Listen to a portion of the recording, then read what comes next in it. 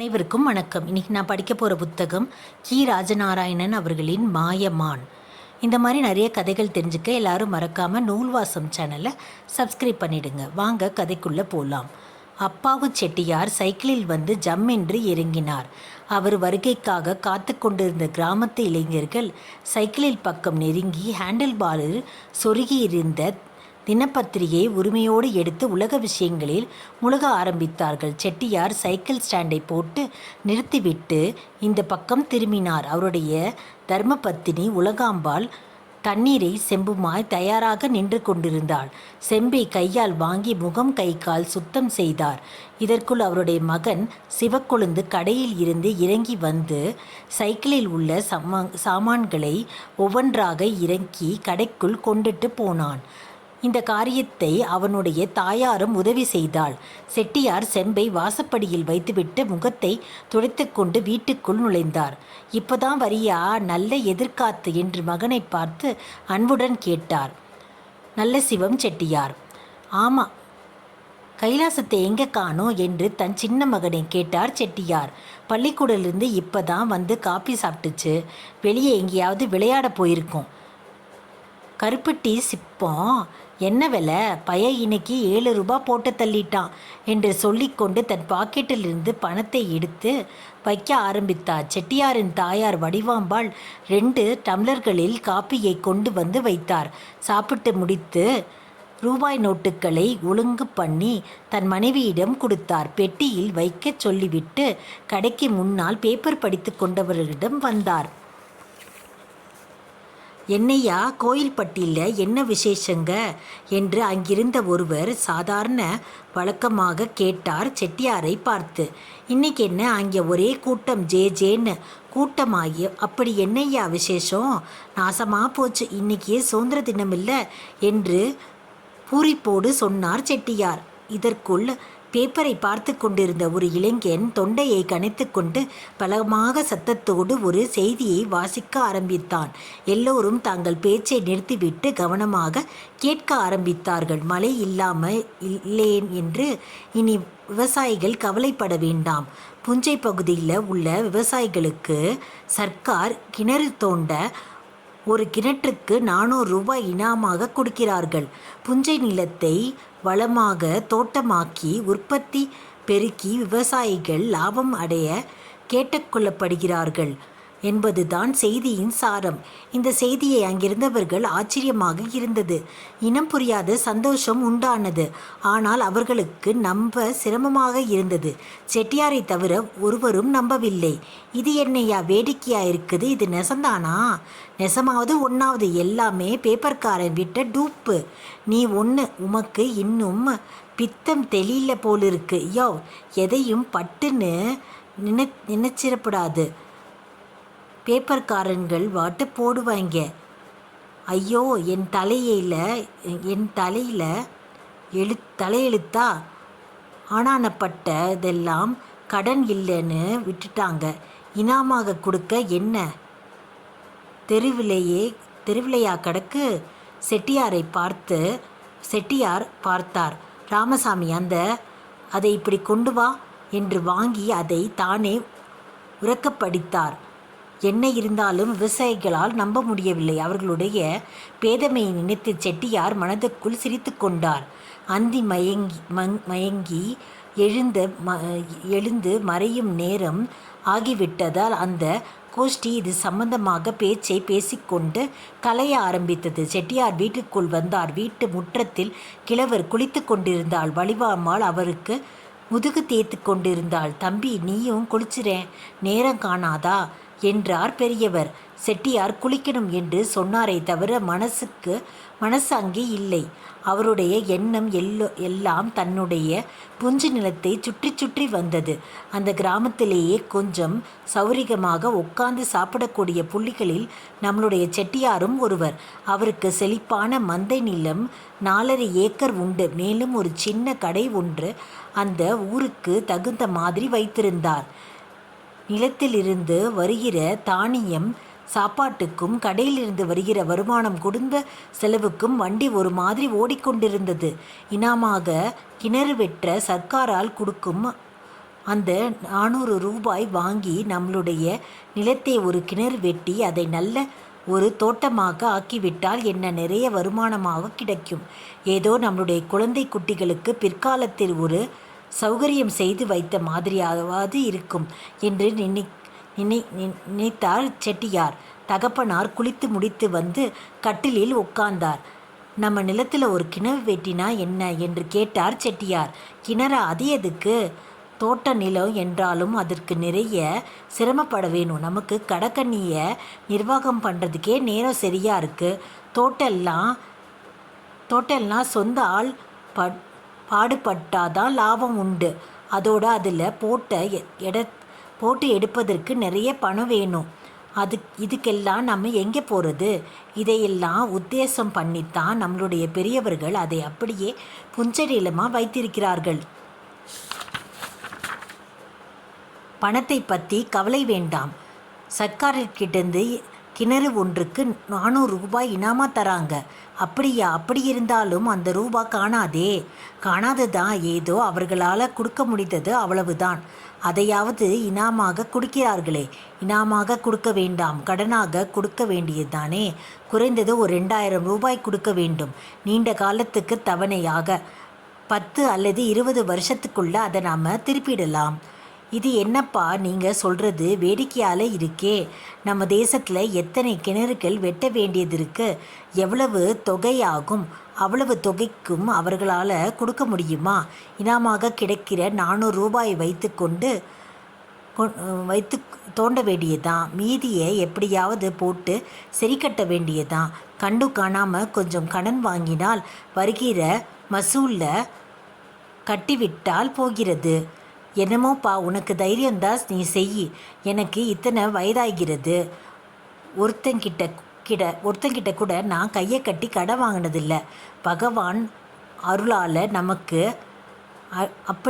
அப்படியெல்லாம் வராது என்று சொன்னார் பெரியவர். சர்க்காரிடமிருந்து ரூபாய் வாங்குவதற்கு வேண்டிய ஏற்பாடுகளை செய்துவிட்டு தாலுகா ஆஃபீஸுக்கு செட்டியார் நடையாக நடந்தார்.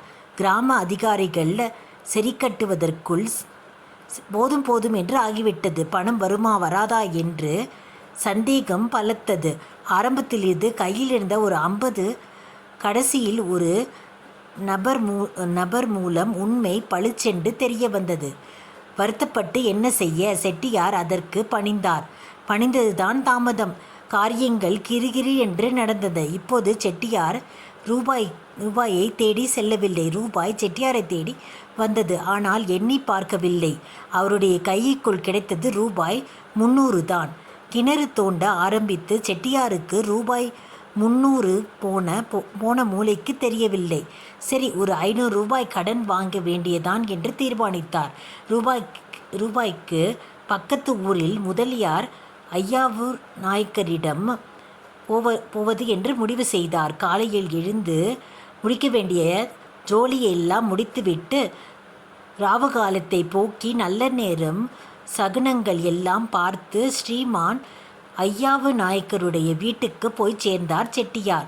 அப்பொழுது நாயக்கர் அவர்கள் எண்ணெய் ஸ்நானம் செய்துவிட்டு வெள்ளை வேட்டியை கட்டிக்கொண்டால் எண்ணெய் செக்கு ஆகும் என்று ஒரு பழைய கண்டாங்கி சேலையை வேட்டிக்கு பதிலாக உடுத்தி கொண்டு அந்த சேலையின் மறுகோடியில் தலையில் கட்டி கொண்டை போல சுற்றிவிட்டு நெற்றியில்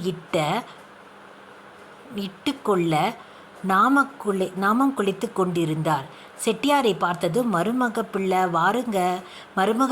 வாருங்க, ஏது வழி தப்பினால் போல இருக்கே, இப்படி உட்காருங்க என்று உபசாரம் செய்தார் நாயக்கர்.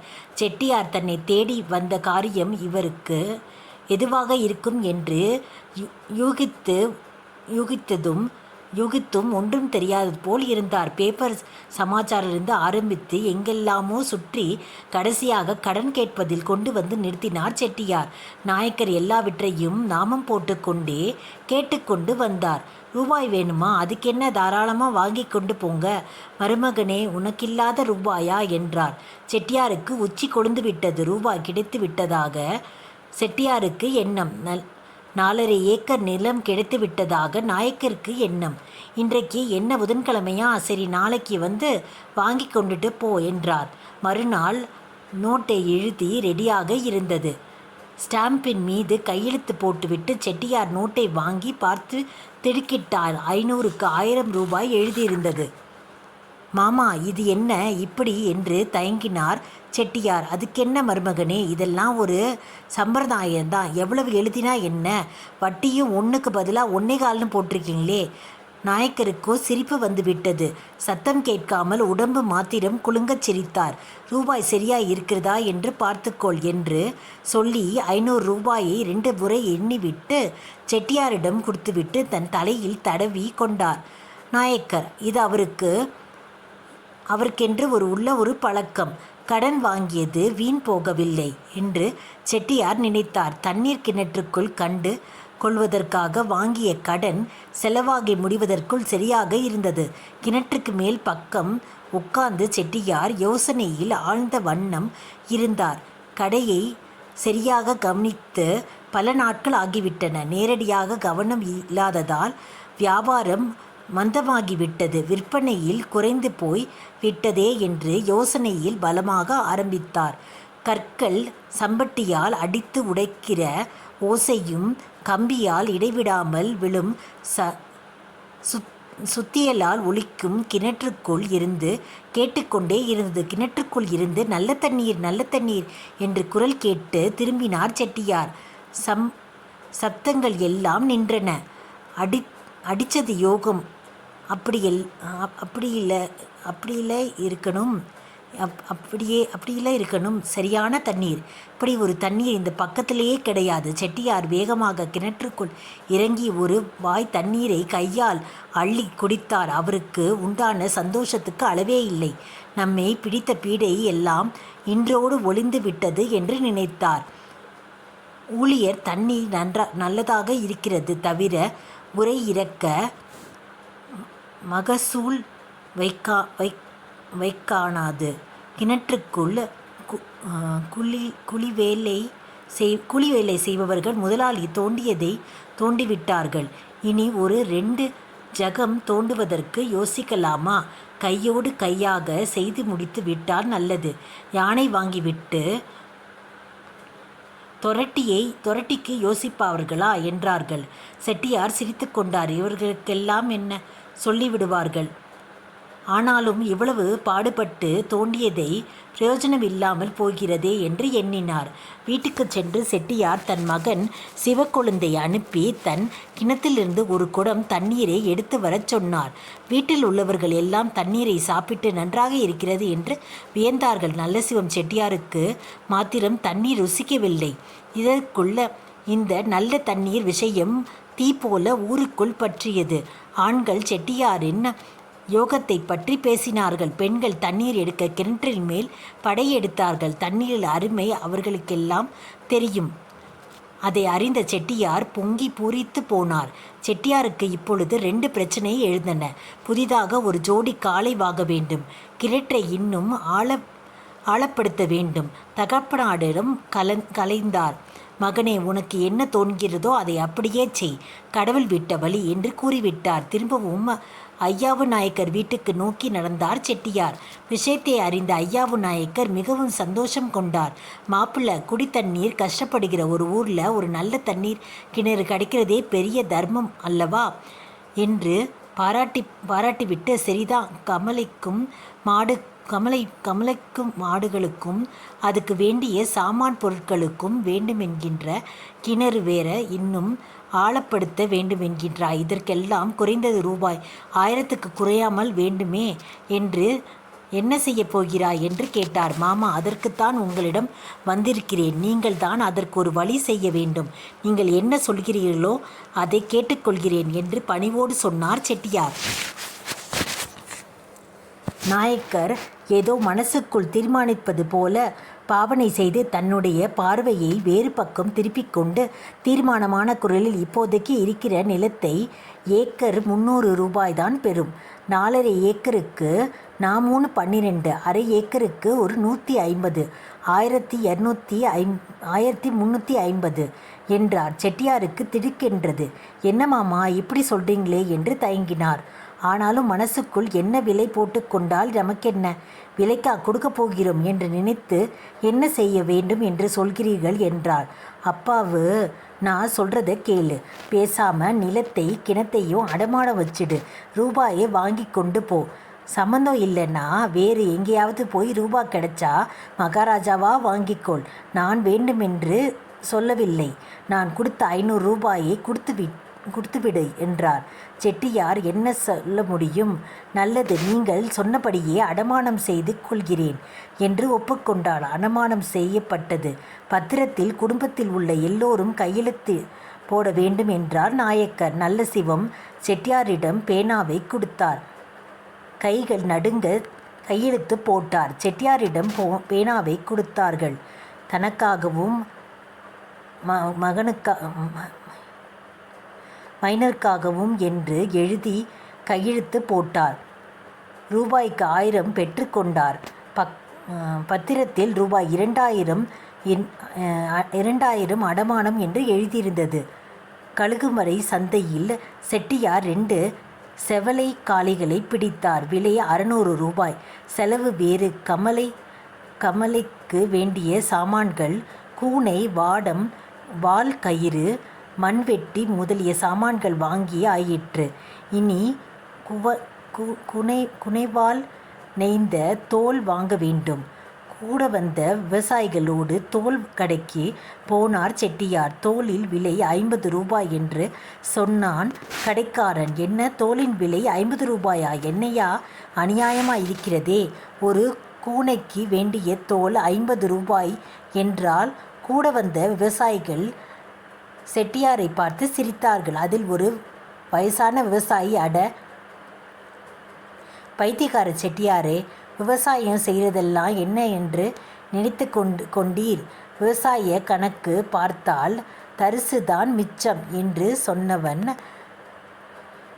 பைத்தியக்காரனா என்று கேட்டார். கடைசியா 40 ரூபாய் என்று பேசி சுமாரான தோல் ஒன்றை எடுத்துக்கொண்டு ஊருக்கு வந்தார். கிணற்றை ஆரம்பித்ததால் ஆழப்படுத்த இதர தோட்ட சமாச்சாரங்கள் எல்லா ஏற்பாடுகளும் ரூபாய் 1000க்கு சரியாக இருந்தது. புதிதாக ஒரு வேலைக்காரனை நியமிக்கப்பட்டான்.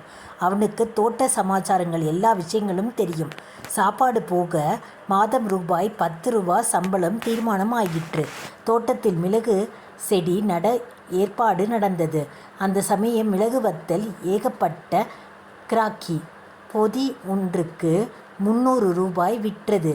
ஒரு ஏக்கருக்கு சுமார் விளைந்தாலும் 5 பொதிக்கு விளையும். செட்டியார் தோட்டத்துக்கு வேண்டிய உரங்களை பக்கத்து ஊரிலிருந்து சென்று விலைக்கு வாங்கினார். வாடகை கொடுத்து வண்டியில் கொண்டு வந்து சேர்த்தார். மேற்கே ஒரு ஊரில் மிளகு நாற்று வாங்கி 30 ரூபாய் கொடுத்து ஒரு ஆளை அனுப்பினார். இப்படியே காரியங்கள் வெகு தடபுடலாக நடந்து கொண்டிருந்தன. அந்த வேளையில் செட்டியாருக்கு ஒரு சமாச்சாரம் வந்தது. அது உண்மையே என்று தெரிய வந்தது. சர்க்காரால் இனாமாக பணம் வாங்கி கிணறு வெட்டியவர்கள் மிளகு, பருத்தி போன்ற பயிர்கள் சாகுபடி செய்யக்கூடாது. உணவுப் பொருட்கள் தான் சாகுபடி செய்ய வேண்டும். இப்படி சர்க்கார் அதிகாரிகள் சொன்னார்கள். ஆஹா, மோசம் போச்சே என்று செட்டியார் தலையில் கையை வைத்து கொண்டு உட்கார்ந்து விட்டார். இந்த பேரிடியில் இருந்து மீள அவருக்கு பல நாட்கள் ஆகிவிட்டது. தகப்பனார் நல்ல சிவம் செட்டியாரோ படுக்கையாகி விட்டார். சரி, இனி கேப்பையை பயிரிட வேண்டியதுதான் என்று அதற்கு வேண்டிய ஏற்பாடுகளை செய்தார். கையில் இருந்த பணமெல்லாம் கரைந்து விட்டது. கடையில் புரண்டு கொண்டிருந்த பணத்தையும் எடுத்து செலவழிக்க வேண்டியதாகி விட்டது. கடை வியாபாரம் படுத்துவிட்டது. கடை திறந்திருந்ததே தவிர சாமான்கள் ஒன்றும் இல்லை. கேப்பையை பற்றி கனங்கராவ் என்று செழித்து வளர்ந்திருந்தன. பார்ப்பவர்கள் கண்டிஷ்டி போடாமல் இருப்பதற்காக ஒரு மண் கலத்தை மீது சுண்ணாம்பு அடித்து அதன் மேல் கருப்பு புள்ளிகள் குதித்து தோட்டத்தில் மையத்தில் ஒரு கம்பை ஊன்றி அந்த களத்தை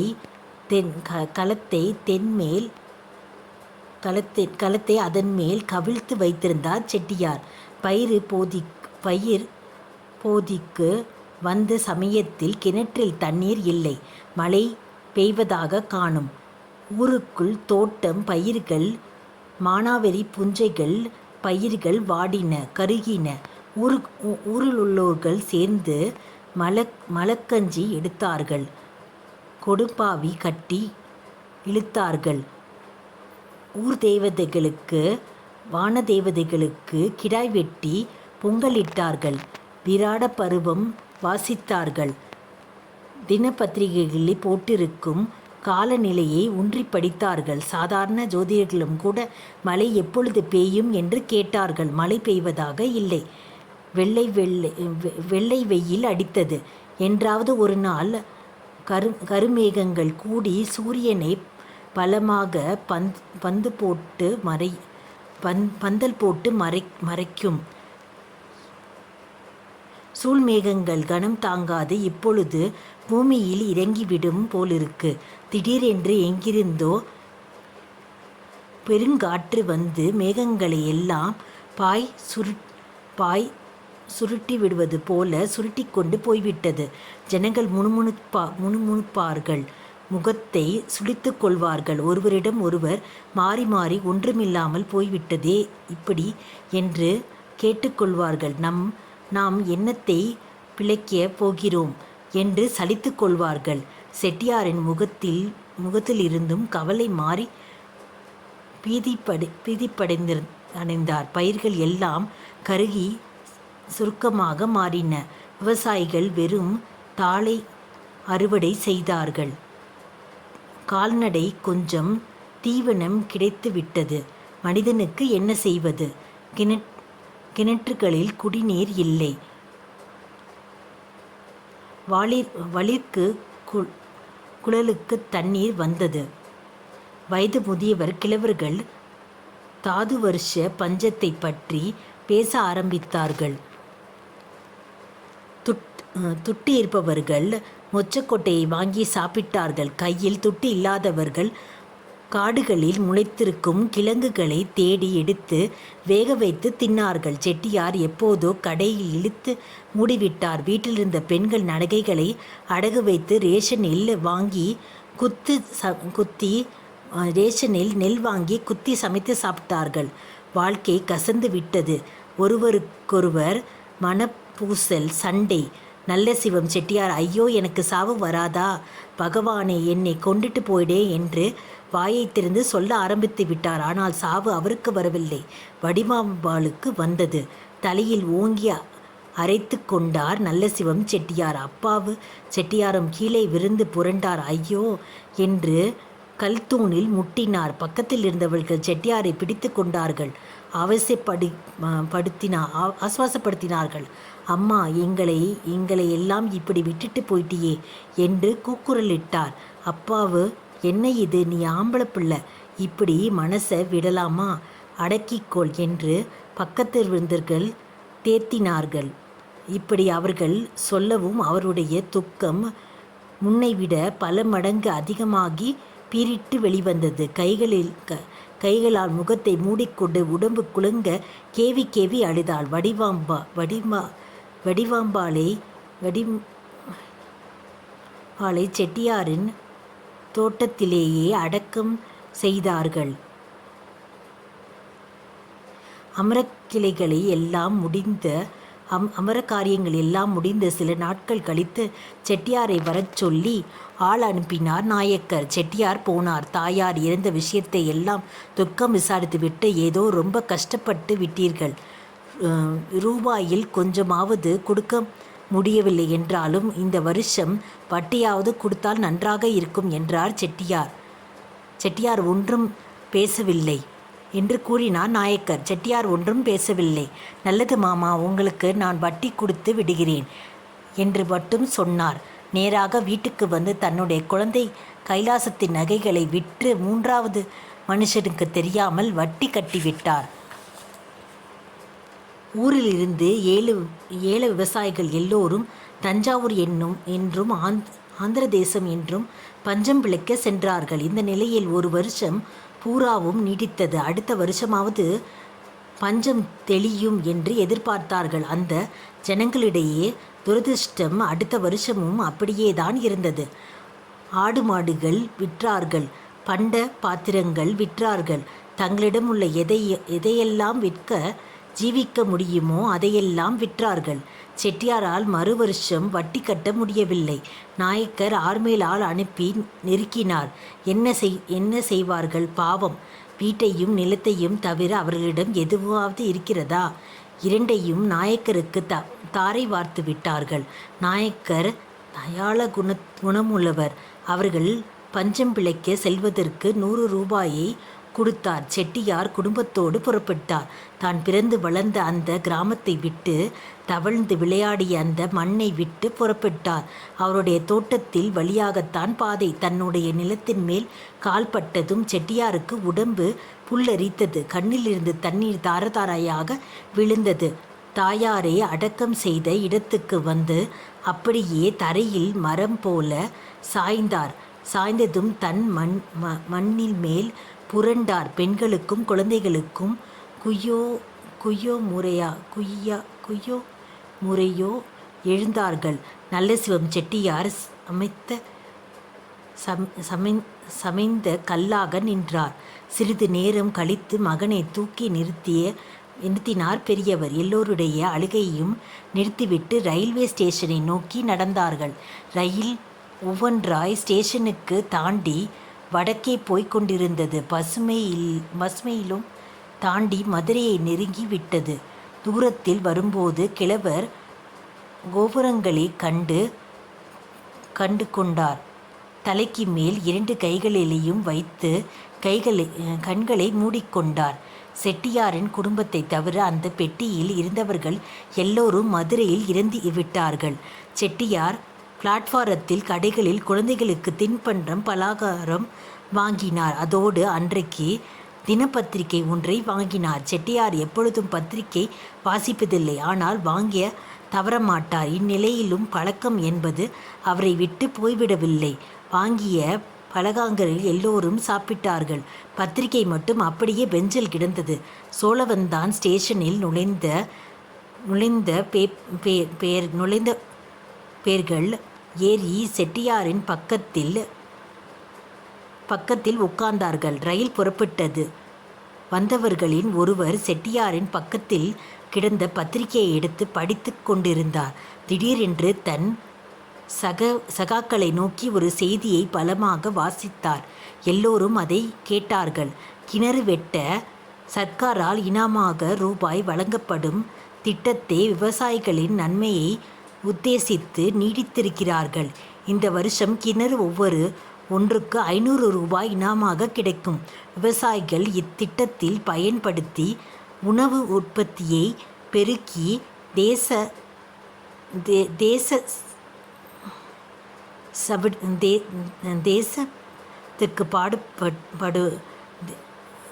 பெருக்கி நன்றாக வாழலாம். செய்திகளை கேட்டு மற்றவர்கள் சந்தோஷப்பட்டார்கள். செட்டியானின் ரோமன்கள் குதித்து நின்றன. கண்கள் கோவைப்பழம் போல ஜிவ்வென்று சிவந்தன. வேகமாக பாய்ந்து பத்திரிகையை டப்பென்று பிடுங்கி சுருக்கி கிழித்தார். எல்லோரும் திகைத்தார்கள். என்ன காரணம் என்று ஒருவருக்கும் ஒன்றும் விலகவில்லை. நல்லசிவம் செட்டியார் மாத்திரம் ஒரு கோணல் புன்னகை செய்தார். இந்த கதையை கி. ராஜநாராயணன் அவர்கள் 1958 நவம்பரில் எழுதியிருக்காங்க. இவ்வளோ நேரம் கேட்ட அனைவருக்கும் நன்றி.